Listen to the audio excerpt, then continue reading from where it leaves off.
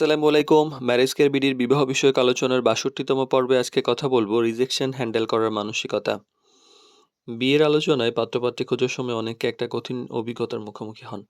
Rejection হওয়া বা প্রস্তাব গৃহীত হয়নি।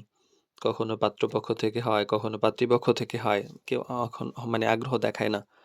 তো পরিস্থিতিটা অনেকের কাছে মানসিকভাবে কষ্টদায়ক হয়ে ওঠে। কিন্তু বাস্তবতা হলো যে বিয়ের প্রক্রিয়ায় এই রিজেকশনটা একটা স্বাভাবিক ব্যাপার। এইটা কিভাবে গ্রহণ করা হচ্ছে সেটা আমাদের বোঝা, এটা নিয়ে ম্যাচিউরড আচরণ করা একটা গুরুত্বপূর্ণ। তো রিজেকশনটা আসলে ব্যক্তিগত অপমান নয়। কারণ ১ম এ বুঝতে হবে যে কোনো প্রস্তাব গ্রহণ হয়নি তার মানে এই না যে আপনি অযোগ্য, আপনি খারাপ, এমন না। বিয়ের ক্ষেত্রে অনেক কিছু মিলতে হয়। পরিবার, মানসিকতা, চাহিদা, বাস্তবতা। যেমন একটা এক্সাম্পল দেই যে, একটা মেয়ে হয়তো একান্নবর্তী শুধুমাত্র বাবা-মা, ভাই-বোনের সঙ্গে আ বসবাস করে অভ্যাস। একা, একা থাকতে পছন্দ করে। এখন কোনো একটা জয়েন্ট ফ্যামিলির প্রস্তাব এসেছে যেখানে হয়তো সবাই অনেক বেশি জলি মাইন্ডেড, দাদা-দাদি, নানা-নানি একসাথে সবাই মিলে থাকে। চাচা-চাচী, ফুফা-ফুফা।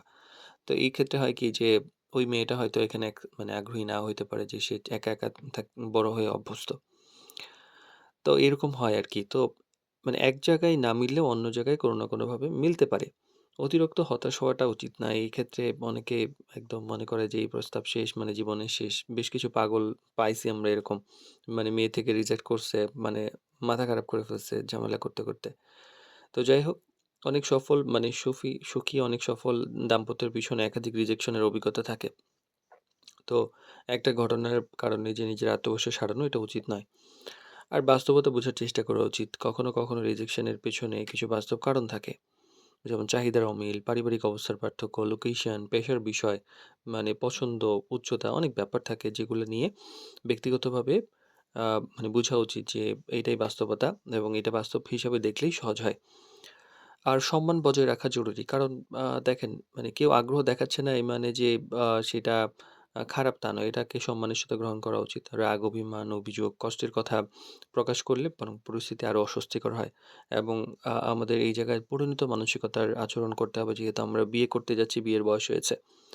আর ধৈর্য রাখা সবচেয়ে গুরুত্বপূর্ণ। বিয়ের মতো গুরুত্বপূর্ণ সিদ্ধান্তে সময় লাগবে, এটাই স্বাভাবিক। কিন্তু সঠিক মানুষটি খুঁজে পেতে আমাদের ধৈর্য ধরে অপেক্ষা করতে হবে। এবং ধৈর্য এবং ইতিবাচক মানসিকতা থাকলে একটা সময় ইনশাআল্লাহ আমরা কাঙ্ক্ষিত মানুষকে পেয়ে যাব। তো রিজেকশন জীবনের একটা গুরুত্বপূর্ণ অংশ। বিশেষ করে বিয়ের প্রক্রিয়ায় এইটা অনেক ক্ষেত্রেই হয়ে থাকে।